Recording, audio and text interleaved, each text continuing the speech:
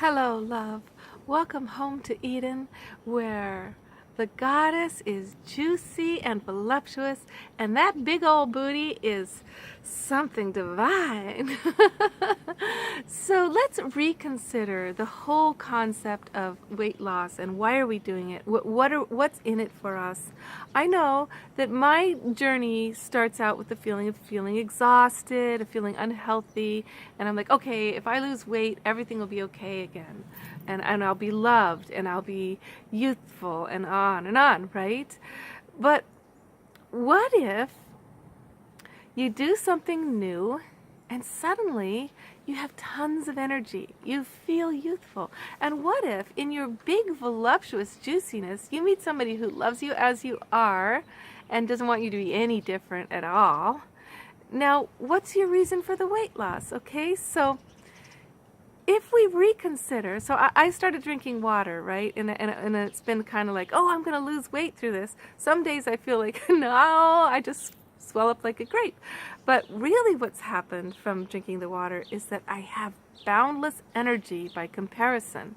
So when you drink the first amount of, 8 glasses a day, it's really just maintenance. It's the second 8 glasses where you start to feel overjoyed and extra energy and watered like a flower that's really thriving now, not just surviving. Because the first water is just cleansing, taking away old crap. The second water is rejuvenating, right?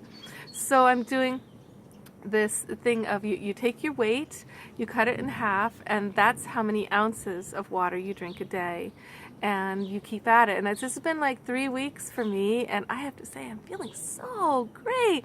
And the whole thing about weight loss has gone into a completely different question, like, well, why, if I have energy now and I feel youthful and I feel healthy and I'm attracting people I love, I lose the weight, they'll be the wrong guys for me anyway, because the guys who love juicy women are the ones who love juicy women, and I can be juicy, and I can eat whatever I want too, So think of Oprah. Think of how beautiful she is, big. She goes on these weight loss things, and you're just like, cut it out, girl. You look so gorgeous, big and juicy. Like, be our inspiration. So what if we are our own inspiration, and we just rethink this whole thing, and we don't go for weight loss anymore at all? We go for gaining lightness of spirit. That's it. So anything heavy that was holding you down, anything negative about yourself, because weight, our body, when we look ugly, it's because of the negative thoughts we've had while eating, months and months of putting up with crap in our lives that was not self-loving. All right, so assume you're totally lovable where you are. You are totally lovable. Health, radiance, high energy is completely available to you right now. Just drink a whole bunch of water every day. It's free. Won't cost you thousands of dollars at all. All right? What else? That's it. All right? I'm reconsidering the whole focus towards simplicity of loving my body as I am. Yeah, loving you as you are, and allowing love, only being attracted to men who love me as I am. Oh, it's so much more fun right now. No more waiting. Just get some big girl clothes that are flowing and colorful and lacy, or whatever your style is, now as you are, and shake that big booty. Don't put on things to minimize it. Hippopotamize. That's my new strategy with my booty. I'm a hippopotamizing it. All right, good, very good. Much love, darling. Love, light. Okay, welcome home to Eden. question comes in, why do I speak so much when I know nothing, right? Some comment comes in like, I can't believe you think you have any wisdom at all. And it was to a really lousy video of mine too, so I kind of understood where he was coming from. You know, I change my mind a lot. I'll put out a video and the next week I have a different idea. So why do I do this to you, right? What am I thinking, you know? I'm here, darling. It's true. I want to help. I really do. And I might not help at all. But what I do think helps you is just the fact that I am here representing feminine ways of sharing that are devalued because we're not empirical in our evidence. So if we want to start honoring the feminine, it's a process of actually enjoying the feminine mind that keeps changing and is all about subjectivity, completely about subjectivity. So there's empirical evidence and then there's subjective speculation, right? Personal experience versus subjective truth. So here's an example. So my daughter, when she was a baby, gets bit by a tick and gets a huge ring around the tick bite, and I take her to get treated, and she's so young, she's a baby, so they want to give her amoxicillin for Lyme's, and they give her this amoxicillin, and immediately she starts to turn blue. She gets red spots all over her body. I'm killing her as I am my own baby and to see what's happening to her body. So I go to them. I say, "This is not working. This is. I'm afraid for the life of my baby now." And they say to me, "No, that has nothing to do with it. Fevers, red spots, blue, turning blue. It's something else going on." They didn't want to admit that their medicine could be killing my baby. But this is subjective knowing. I know it's wrong. I quit that stuff. She's better immediately. I breastfeed her for days. I do herbal treatments and she's fine, right?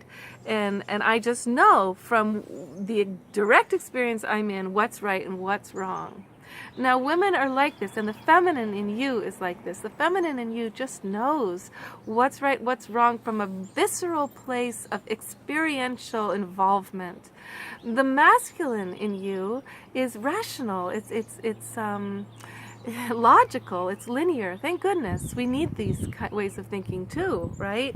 But not without the feminine. You've got to have the two working together within you to be a balanced person. So I just want you to enjoy this channel if you can, from a place of like, I want you to have more permission to give your gift to the world without having it to be perfect, without it having to be something that you're going to actually stand by tomorrow. Like, just give what you have today, because we're all holding back. We're all like, it's not good enough, or tomorrow, what if I'm wrong?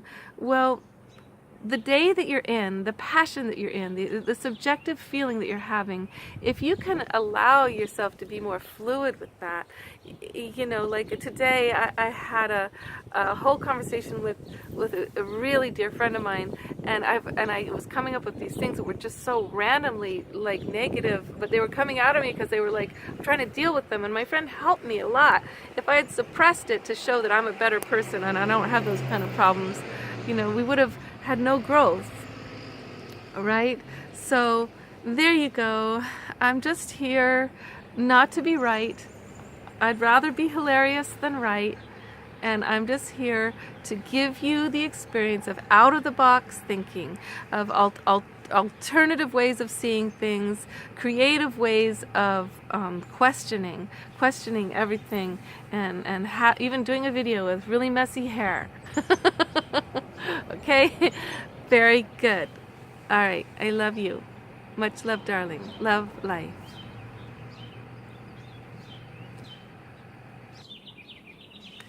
Hello, love. Welcome home to Eden. I'm so sorry that your IUD is bothering you. So let's just examine what's going on. Some part of you feels your womb is like, I'm irritated, I'm annoyed, and probably your spirit feels that way too. Like, why do I have to do this and the guy doesn't have to do this? And why do I have to be invaded by a foreign object in my most private chamber of birth energy, right? Okay, but you know that your IUD gives you freedom and helps you to protect yourself from being a parent too soon, all of these good things, and gives you freedom in your sexuality, and it doesn't mess with your hormones, right? So what I want to say is that our bodies, you say your body is having a response to your IUD that is annoyed, and as you're bleeding more, you're cramping more, and it's gone on past the time where they say that's usual. If you will relate with your body as a spiritual being that is speaking to you and interweave it with your spirit's wisdom, you can go on a meditation where you actually talk to your body and you say, look, it's good for me to have this freedom and this safety. What do you need for me to be able to enjoy this and not be in pain? Let your body speak. Maybe it will say, keep massaging on the side over here, and you can envision that this IUD has landed in the perfect spot that does not cause you pain and discomfort and yet does its job. The visualizing and the speaking to your body about its desires will bring you all kinds of information. It may be that you really want a child. You want a child now, and so take out the IUD. Don't lie to yourself, and that's what your womb is really crying about. Or it may be that your body is like, I'm scared of this much abundance and freedom, and then give yourself permission to have boundaries on your sexuality and say no more often, right? But whatever it is that's really going on about the difficulty with your pain in your body,